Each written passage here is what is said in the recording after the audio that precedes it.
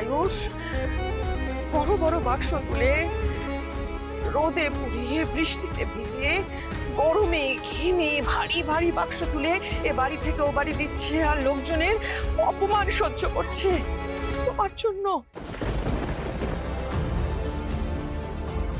দেবীমা, কি বলছেন আপনি এসব? এই একদম নাটক করবে না তুমি আমার সামনে, একদম না। তুমি খুব ভালো করেই জানো যে শুধুমাত্র তোমার জন্য আজ আমার আয়ুষ একটা সামান্য ডেলিভারি বয়ের চাকরি করছে। আর এই পরিণতির জন্য একমাত্র তুমি দায়ী। ছোট সাহেব তো বলেছিলেন উনি কোথাও হিসেব দেখার কাজ করছে। নতুন একটা ফার্মে ম্যানেজারের কাজ পেয়েছি আর কি। ডেলিভারি বয়ের কাজ করছেন এই কথা তো আমাকে একবারও জানাননি। বাড়ির বউ গুণী হলে, লক্ষ্মী হলে শ্বশুর বাড়ির সৌভাগ্য নিয়ে আসে। স্ত্রী হিসেবে স্বামীর জীবনে ঐশ্বর্য, নাম, যশ, খ্যাতি নিয়ে আসে। আর আমার ছেলে তোমার থেকে কি পেয়েছে? শুধু দুর্ভাগ্য। আকাশ থেকে টেনে আমার ছেলেটাকে মাটিতে নামিয়েছে। সোনার চামচ মুখে নিয়ে জন্মেছিল যে ছেলে, তাকে আজ তুমি দুবেলা দুমুঠো ভাত জোগাড় করার জন্য হিমশিম খাওয়াচ্ছ। ইন্দ্রাণী, এইভাবে এখানে সিন ক্রিয়েট করো না। চলো ভেতরে, চলো ভেতরে গিয়ে কথা বলি। একদম ভেতরে যাব না। যে মেয়ে আমার ছেলেকে এরকম একটা কুড়ে ঘরে এসে থাকতে বাধ্য করেছে, আমি সেখানে পা ফেলবো না, দেব না পা। দেবীমা, আমার কথাটা শুনুন, বিশ্বাস করুন দেবীমা, আমি জানতাম না যে ছোট সাহেব লোকেদের বাড়িতে জিনিস পৌঁছানোর কাজ করছে। আমি যদি জানতাম তাহলে আমি ছোট সাহেবকে কোনোদিনও এই কাজ করতে দিতাম না। আমি সত্যি বলছি। দিতে না মানে কি? তুমি তো আয়ুষকে বাধ্য করেছো এই ছোট কাজ করার জন্য। লোকের সামনে হাত জোর করে মাথা ঝুঁকিয়ে রয়েছে ছেলেটা, তুমি বাধ্য করেছো। তোমার ভালোবাসা এমন অন্ধ করে রেখেছো আমার আয়ুষকে যে ও তোমার আর নিজের স্ট্যান্ডার্ড ভুলে গেছে। তোমার তো সেটা বলা উচিত হয়নি। ইন্দ্রাণী, চুপ করো। কেন সবার সামনে এইভাবে তুমি মেয়েটাকে অপমান করছো? অপমান করছি কারণ ও পাপ করেছে রাজ। আমার আয়ুষের মতন একটা সরল সোজা সাদাসিধে ছেলেকে নিজের ভালোবাসায় জড়িয়ে ফেলার পাপ করেছে।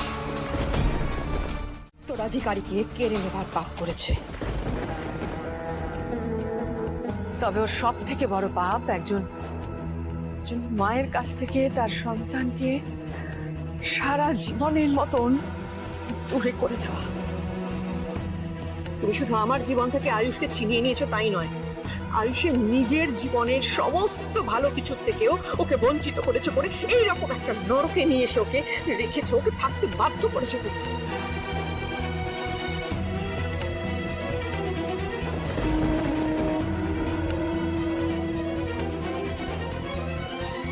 তুমি কি বইয়ের সঙ্গে গল্প করতে এসেছো এখানে, নাকি লোকের বাড়িতে ডেলিভারি করতে?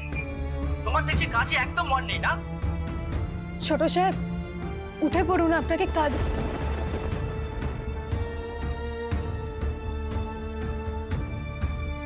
আমার কাঁধে এরকম দাগ কেন? তার মানে ভারী ব্যাগ বই ছোট সাহেবের কাঁধে ওরকম দাগ হচ্ছে।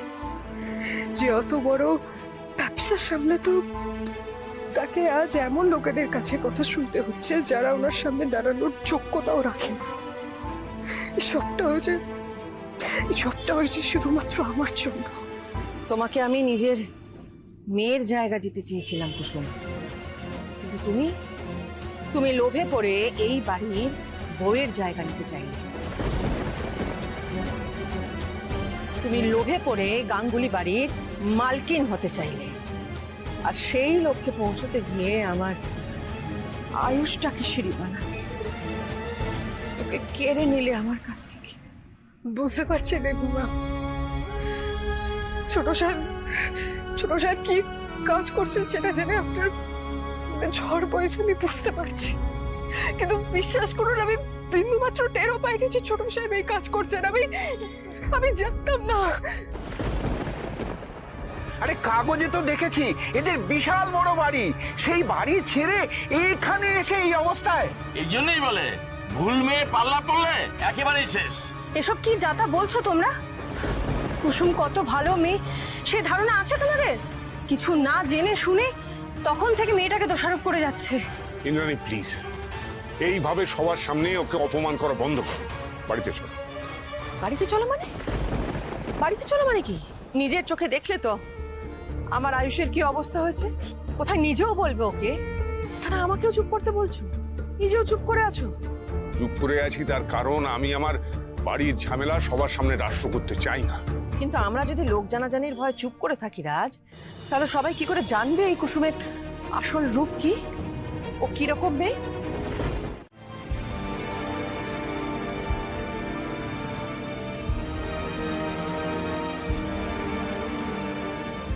মাত্র এই কটা টাকা পেলাম আজ। কান ধরে আগে আমার কাছে ক্ষমা চাইবে, সরি বলবে, নাহলে আমি তোমাকে যেতে দেব না। সুমান কান, আমার লাখ টাকার জুতো নোংরা করে তারপর আবার তেজ দেখাচ্ছ, আর জুতো যদি পরিষ্কার না করো তোমাকে বেচে জুতোর দাম তুলবো। Is that clear?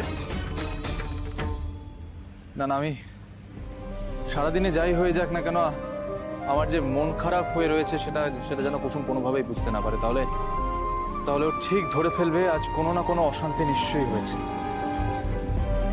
আমাকে খুব নর্মাল থাকতে হবে, কুসুম যাতে কোনোভাবেই বুঝতে না পারে আমি আপসেট আছি, এটা যেন ও কোনোভাবেই টের না পায়। আমায় নর্মাল থাকতে হবে।